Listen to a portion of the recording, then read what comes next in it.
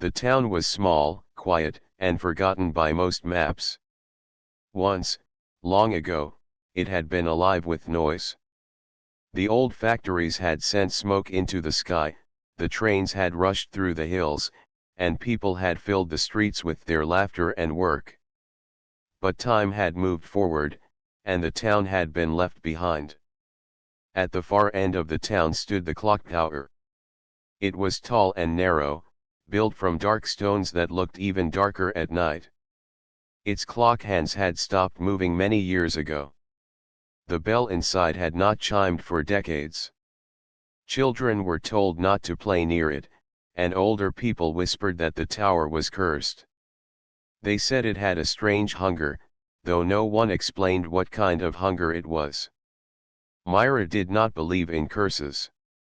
She was young, with quiet eyes and a curious heart. While many people avoided the tower, she often walked near it. She liked forgotten places. To her, they were not scary but full of stories waiting to be discovered. Sometimes she would sit on a stone bench near the tower and imagine what it was like when the bell had rung and the town was alive. On one cool evening, as the sun lowered behind the hills, Myra noticed something different. She had gone for her usual walk and stopped by the clock tower. She was about to leave when she saw a faint glow. It came from one of the high windows, soft and golden, like a candle in the dark. Myra blinked, unsure if it was real. For years, she had seen nothing but shadows in those windows. She stepped closer, her heart beating faster. The glow moved slightly, as if someone inside was walking past the window. Strange, she whispered to herself. Her first thought was that someone had broken in. But who would want to live in the abandoned tower? No one from town would dare. She stood there, caught between fear and curiosity. The wind blew through the cracks of the tower, making a low sound like a sigh. Myra wrapped her shawl tighter around her shoulders but did not step back. Something inside her wanted to know the truth. As night grew darker, the glow faded away. Still, Myra could not forget what she had seen. She walked home slowly, her thoughts circling around the tower. The next day, she went again. This time she stood longer, waiting. At first, there was nothing. The tower stood silent, just as it always did. She almost gave up. But then, when the sky turned orange with evening light, she saw it again, that faint golden glow. Her curiosity was stronger now. She placed her hand on the heavy wooden door. The wood was rough, old, and cold under her fingers. She pushed gently, expecting it to be locked. To her surprise, it creaked open. The air inside was dusty and cool. The floor was covered in broken tiles and old wood. Cobwebs hung in the corners. But deeper inside, she saw the glow. It was real.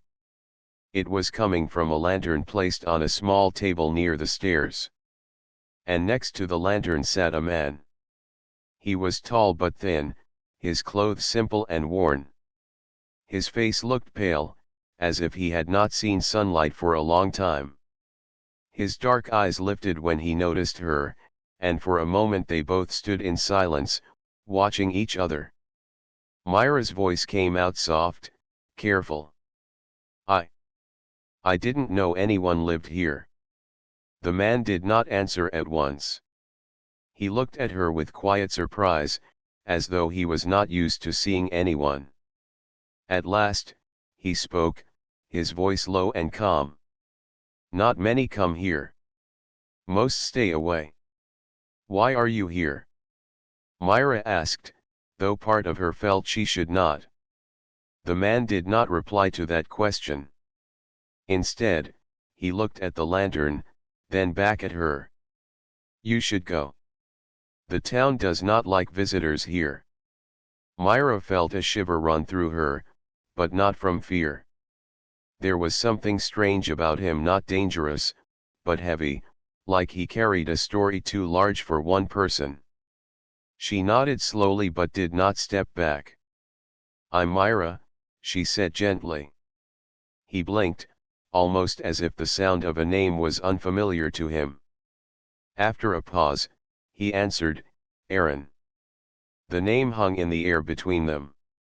For a long moment, there was nothing but the quiet hum of the wind pressing against the old tower walls. Myra thought of leaving, but her feet stayed still. Something about the tower, about this man, felt like the start of something she could not explain. As the lantern flickered and the shadows moved across the stone walls, she realized the abandoned clock tower was not as empty as she had always believed. And for the first time in many years, it felt alive. The next morning, Myra could not stop thinking about the man she had met inside the tower. His name echoed in her thoughts, Aaron. It was simple, yet it carried weight, like an old bell that had not been struck in years. She replayed his quiet voice, the way he had looked at her as though she did not belong yet somehow was not unwelcome either. The townsfolk, of course, knew nothing. When Myra passed by the bakery, she overheard two women whispering about the strange glow in the tower. They said it was a bad sign, that the curse had awakened again. Myra kept her silence. She could not tell them what she had seen, not yet. Something in her heart told her that Aaron was not a danger. That evening, she returned. The wooden door creaked again when she pushed it open. Inside, the air smelled of dust and stone, yet beneath it lingered a softer scent, faint but warm, as though someone had been boiling tea somewhere far away. The lantern glowed at the same place as before. And there was Aaron, seated by the table. His pale face lifted slowly when she entered. "You came back," he said. His tone was neither surprised nor cold, more like a statement he already expected. Myra nodded. "I wanted to." Aaron looked at her for a long moment, then turned his gaze to the stairs that spiraled upward into shadow. "Most people never want to," he murmured. Myra stepped further inside, brushing dust off a stone ledge before sitting down. "Why do you stay here?" she asked gently. Aaron's dark eyes flickered with something unreadable. For a time, he did not answer. The silence stretched, filled only by the soft hum of the lantern flame. Finally, he spoke. "I have been waiting." Myra tilted her head. "Waiting? For who?" Aaron shook his head slowly, as if he did not wish to explain. "Not who. Just, waiting." His answer confused her, yet it did not push her away. Instead, it drew her closer. She watched him with quiet curiosity, noticing the way he spoke. Each word was careful, chosen, almost like someone who had forgotten how to hold a simple conversation. To ease the silence, Myra began to tell him small things about the town. She spoke of the market that was now only open on weekends, of the children who played by the river, of the old baker who still made bread though most people had left for bigger cities. Aaron listened closely, as though each word mattered. His eyes softened, and his posture eased. It seemed that he had not heard such everyday stories in a long time. "You speak of the town as if it still lives," he said at last. "It does," Myra replied. "Maybe not like before, but there are still people. There are still mornings and evenings, and there is still laughter, if you listen for it." Aaron's lips curved slightly, not into a full smile but into something close. "I had forgotten that sound." The way he said it made Myra's chest ache, as if he had been missing more than just the sound of laughter. She wanted to ask him more, but his eyes carried shadows, and she felt it was not the time.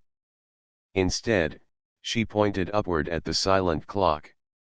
Why does the tower not move anymore? The hands never turn, the bell never rings. Aaron's gaze lifted to the ceiling, where the great gears and chains rested. His expression grew distant. Because it is empty. It has been empty too long. Empty of what? Myra asked softly. Aaron's eyes returned to her, steady and unreadable. Of presence. Of life. The tower hungers. The word made Myra shiver, though not in fear. It was strange, hearing hunger used for stone and gears. Yet Aaron said it with such quiet certainty that she believed him. Before she could ask more, he rose from his chair. His movements were graceful but slow, as if his body carried weight unseen. He lit another lantern and placed it on the stairwell. You should not stay too late, he said. Myra stood, brushing dust from her skirt. Will I see you again? Aaron paused, his hand resting on the lantern's handle. He looked at her as if he was measuring the meaning of her words. If you return, I will be here. That was enough for her. She gave a small nod and left the tower. Outside, the night air felt colder, but her heart was warm. As she walked back through the empty streets, she thought about the hunger Aaron had spoken of. Was it real, or was it only a story? And why had he chosen to stay, when everyone else had left the tower behind? Questions filled her mind, but beneath them was something else, a strange pull, like the quiet ticking of a clock that had not yet begun to move. Myra knew she would return. Myra returned to the tower again the following evening. The door greeted her with the same long creak, and inside she found Aaron waiting as though he had never moved from his place. The lantern light carved soft shadows across his pale face, and his eyes lifted to her the moment she entered.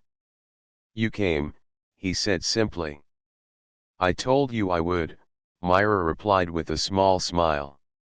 She set a small basket on the table.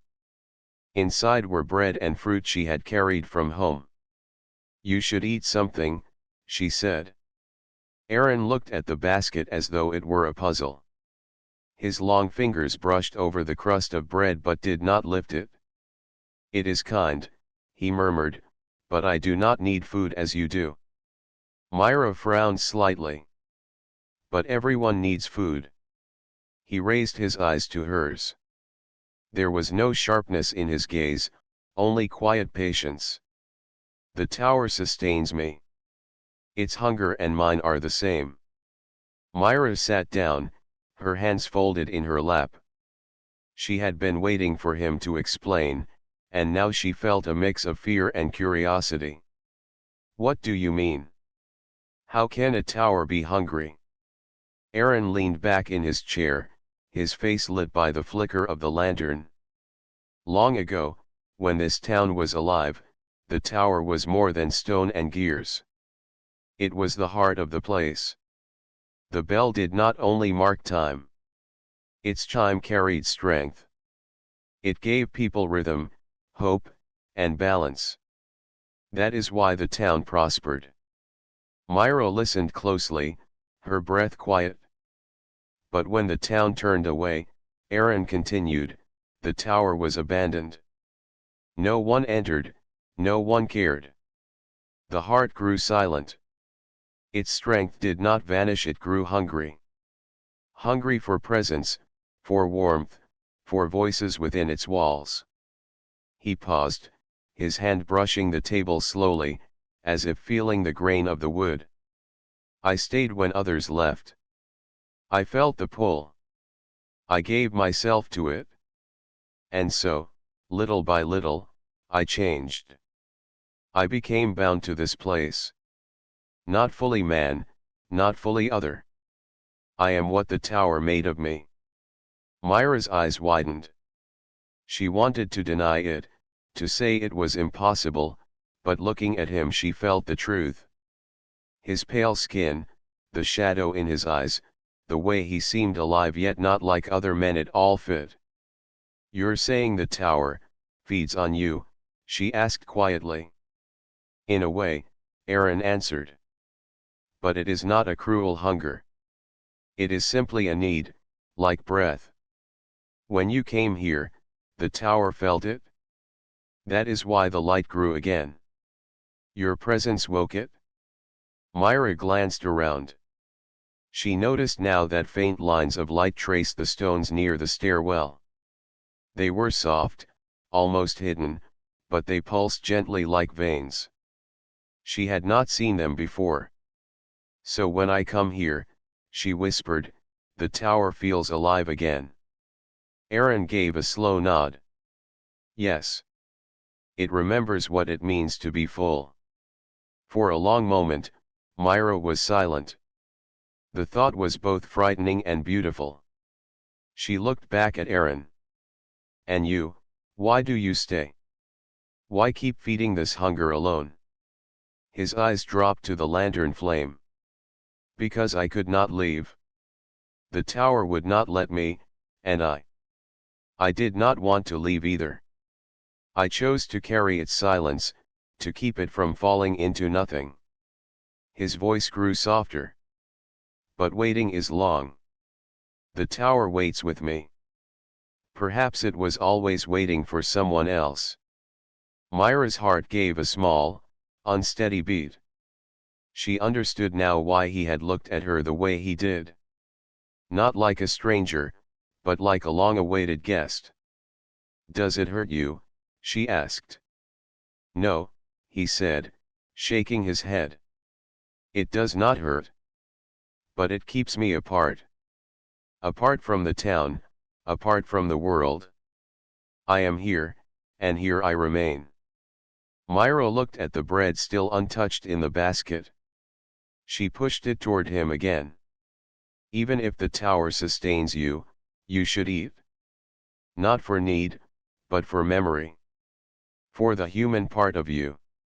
Aaron studied her, and after a long pause, he broke a piece of the bread and placed it in his mouth. His expression was unreadable, but his voice carried something gentler when he said, "Thank you." The two of them sat together, sharing the quiet space. The tower walls seemed to hum faintly, a soft rhythm like a heartbeat. Myra did not know if it came from the stones or from within her own chest. She looked at Aaron, and though she still did not understand everything, she felt no fear. Instead, she felt the beginning of a bond, fragile, but real. And above them, in the dark machinery, one gear gave a single, slow turn before falling still again. Myra began visiting the clock tower almost every evening. At first, her steps were careful, as if she were still unsure of what she was doing. But soon the path became familiar, like walking to a friend's home. Inside, Aaron was always there. Sometimes he sat by the table with the lantern lit. Other times, she found him standing near the stairs, his face turned upward as if listening for something deep inside the gears above. No matter how she entered, he greeted her with quiet words, and his eyes softened when they met hers. Myra brought little things with her. A book she had finished, an apple from the market, sometimes a flower she picked on her way. Aaron accepted them, not because he needed them, but because she offered. He touched each gift gently, as though it carried more meaning than she realized. When she spoke, he listened. He asked questions about the town, about its people, about the world beyond the hills. It was as if he was gathering pieces of life he had lost. Myra told him about the children who ran through the fields, about the baker's jokes, about the farmer who sang while he worked. Her stories painted colors into the silence of the tower. And slowly, Myra noticed something. Aaron changed. His face, once pale and shadowed, grew warmer. His voice became smoother, less heavy. Even the tower responded. Faint lines of light spread farther across the walls, glowing gently whenever she laughed or whenever he spoke with care. The gears above sometimes gave tiny clicks, as though remembering how to turn. One evening, Myra placed her hand on the stone wall. To her surprise, the surface was warm. "It feels alive," she whispered. Aaron nodded. "It answers presence. It breathes when we do." The thought made Myra smile, though it also sent a quiet shiver down her back. She wondered if the tower listened to every word, every heartbeat. Yet she was not afraid.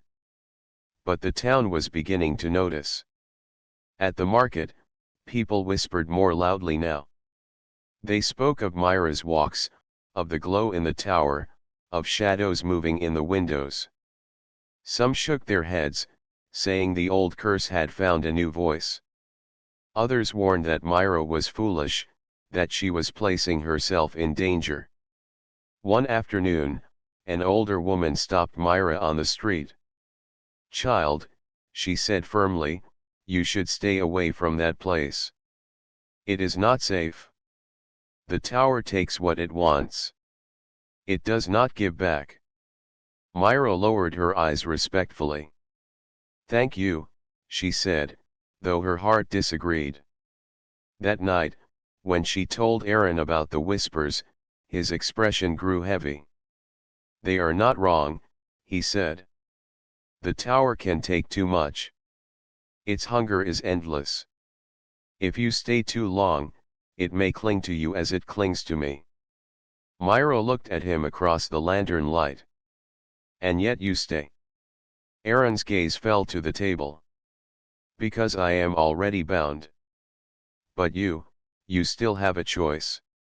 She leaned forward, her voice calm but firm. "I choose to be here. With you." For the first time, Aaron looked unsettled. His dark eyes searched hers, as if trying to understand her meaning. "Why?" he asked. "Because," Myra said softly, "you listen to me. You see me. No one else does in the same way. You may belong to the tower, but you are still human to me." Aaron's lips parted slightly, as though he wanted to speak but could not find the words. At last, he turned his face away, though not before Myra caught a flicker of emotion, something fragile, almost afraid. The silence stretched between them, but it was not empty. The tower seemed to hum faintly, like a low note carried through stone. Above, a gear shifted again. This time it did not stop at once. It turned once, then twice, before falling quiet. Myra looked up, her heart racing. "It's moving," she whispered. Aaron's face was unreadable, but his voice was soft. "The tower feels your choice." Myra's chest tightened. She did not know what future her visits would bring, or what the tower's hunger might demand. But she knew one thing clearly: she could not turn away. Outside, the townsfolk spoke of curses and danger. Inside, Myra felt something different, not fear, but the fragile start of trust. And in that trust, the clock tower was waking. Myra's visits to the clock tower had become part of her days. She no longer thought of it as a dark, empty place. To her, it was full of quiet life: the warm lantern glow, Aaron's thoughtful voice, the faint hum in the walls. But outside the tower, the whispers grew sharper. One morning, when she walked through the market, a group of townsfolk stopped her. The baker, the farmer, and two older women stood together, their faces lined with worry.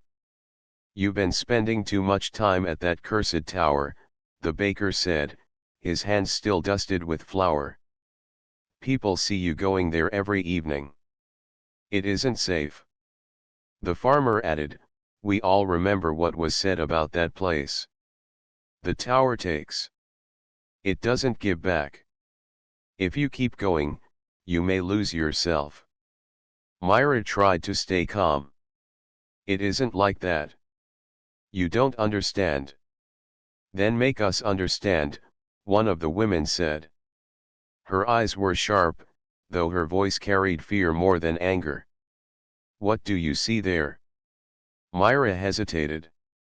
She thought of Aaron, of his quiet presence, of the way he listened, of the strange glow in the stones when they spoke together. How could she explain? If she told them, they would only fear him more. So she shook her head. I cannot tell you everything. But I am not in danger. The townsfolk exchanged uneasy looks. The baker sighed. Myra, please. Stay away. We don't want to see harm come to you. Myra walked away, her heart heavy. Their words echoed in her mind, but her steps carried her back to the tower that evening. Aaron was waiting, as always. When she told him about the townsfolk, his expression grew dark with thought. He placed a hand on the table, his fingers tightening slightly. They are right, he said. Myra's eyes widened. You don't believe that? Aaron looked at her steadily. I do. The tower's hunger is not gone. It feeds on presence, on closeness. It is already taking strength from you. Myra frowned. I don't feel weaker. Not yet, Aaron said quietly. But if you keep coming, it will cling to you more. It may never let you go. I should not allow this. I should send you away. He rose from his chair and turned his face from her, as though the decision had already been made. But Myra stood as well, her voice firm. No.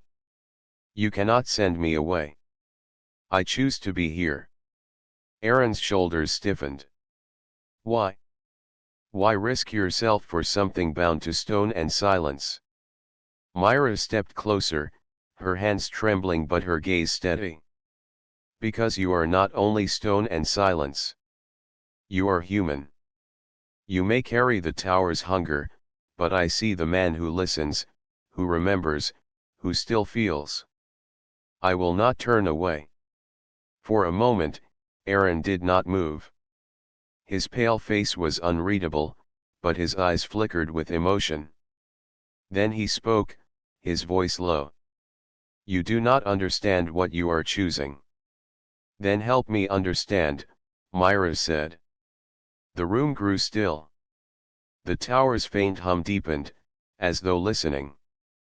The lantern flame quivered, throwing long shadows across the walls. Finally, Aaron sat again, his voice quiet and strained. I waited here because I thought no one would ever return. The tower fed only on my presence, and I let it. But now, with you, it feels stronger. More alive. The bell nearly stirs again. And if it clings to you, it may never release you.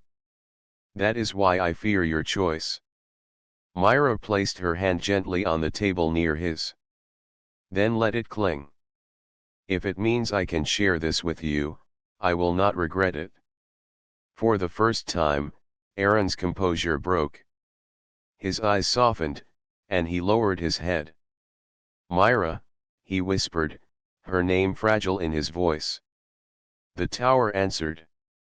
Above them, the gears gave a deeper groan, and a long, low sound rolled through the stone, the sound of the great bell shifting, though it did not yet chime. Both of them looked upward. Myra's heart pounded, but she did not pull her hand away. Aaron's expression carried awe and fear together. It feels us, he murmured. Yes, Myra said softly. But it does not feel hunger alone. It feels us choosing each other. The silence that followed was filled not with emptiness, but with quiet strength. Aaron did not send her away. Myra did not leave. Outside, the townsfolk whispered of curses and danger. Inside, Two hearts chose to stay together, even against fear. And somewhere deep within the tower, the first faint echo of time stirred again. The sky grew restless the following evening. Dark clouds gathered above the hills, and the wind carried a heavy chill through the streets of the town. People hurried to close shutters and tie down their carts. The baker muttered about a storm worse than any in years. Myra, standing at her window, looked toward the far end of town. The clock tower rose against the black clouds, its shape sharp and lonely. Even from a distance, she thought she saw a faint glow around its stones, pulsing like a heartbeat. Her steps carried her there before she had fully decided. The rain began to fall, light at first, then stronger. By the time she reached the heavy wooden door, her shawl was soaked through. She pushed it open, the familiar creak echoing against the storm outside. Inside, Aaron was waiting. He stood near the stairs, his face pale in the lantern light. The moment he saw her, his voice cut through the sound of rain. "You should not have come," he said firmly. "The storm is strong. The tower feels it. It will wake." Myra stepped forward, water dripping from her hair. "Then I will be here when it wakes." Aaron's eyes searched hers, troubled yet unable to turn her away. A loud clap of thunder shook the walls. The lantern flame quivered. Dust drifted from the ceiling as the tower shuddered. The low hum in the stones deepened until it felt like a pulse under their feet. Myra held her breath as the gears above gave a sharp, grinding turn. "It begins," Aaron murmured. His voice carried both awe and fear. The stairs trembled beneath them. Without another word, Aaron reached for Myra's hand. His touch was cold, but steady. "Come," he said. "We must go up." Together they climbed the spiraling stairs. The lantern's glow lit their path, but around them, faint lines of light spread across the walls. The deeper the storm roared outside, the brighter the tower glowed within. Myra's heart raced. She had never climbed this high. The gears and chains above loomed larger, covered in dust and age, yet now they stirred with slow movement. She could hear the groan of metal awakening after years of silence. At last, they reached the top chamber where the great bell hung. Rain slashed through broken windows, and the wind howled across the stones. The bell swayed slightly, its surface glowing with the same faint light as the walls below. Myra gripped the railing, staring in awe. "It's alive," she whispered. Aaron stood beside her, his face turned upward. The glow reflected in his eyes, making them shine with an otherworldly light. "It remembers," he said. "It feels your presence, and mine together. That is why it stirs now." A bolt of lightning split the sky, filling the chamber with white light. The thunder followed at once, shaking the ground. The bell trembled, and with a deep, rolling sound, it began to swing. The chime that followed was powerful, echoing through every wall and stone of the tower. It rolled across the town, through the storm, across the hills. Windows shook, and the townsfolk, huddled in their homes, lifted their heads in shock. The clock tower had spoken again after decades of silence. Myra's chest filled with wonder. The sound was not frightening, it was strong, steady, and full of life. She turned to Aaron, her voice barely audible over the ringing bell. This is what it was waiting for. Not silence, not emptiness, but connection. Aaron's gaze remained fixed on her. His lips moved slowly. "I stayed because I thought I was keeping the tower alive. But now I see, it was waiting for you." Myra's heart tightened at his words. The glow around them grew brighter, wrapping the chamber in golden light. She felt warmth spread through her, not from the lantern, not from the storm, but from the bond between them. The bell rang again, its voice steady, as though marking the start of a new time. The storm raged outside, but inside the tower there was a strange calm, a place where presence overcame emptiness, where two souls stood together against silence. Myra reached for Aaron's hand again. This time, his touch was warmer, less distant. He did not look like a shadow anymore. He looked human, alive, and strong. They stood side by side, facing the storm, as the clock tower awakened fully around them. For the first time in many years, the tower did not hunger. It was filled. The storm passed in the early hours of morning. The heavy rain slowed to a soft drizzle, and the thunder rolled away into the far hills. The town lay quiet, as though it had been holding its breath all night. But above the houses, the clock tower stood tall and glowing. Its stones shone faintly in the pale dawn, and its great bell still carried warmth from the night before. Inside, Myra and Aaron stood by the window of the top chamber. The air was damp and cold, but there was peace in their hearts. Aaron's hand rested in hers, not with fear now, but with certainty.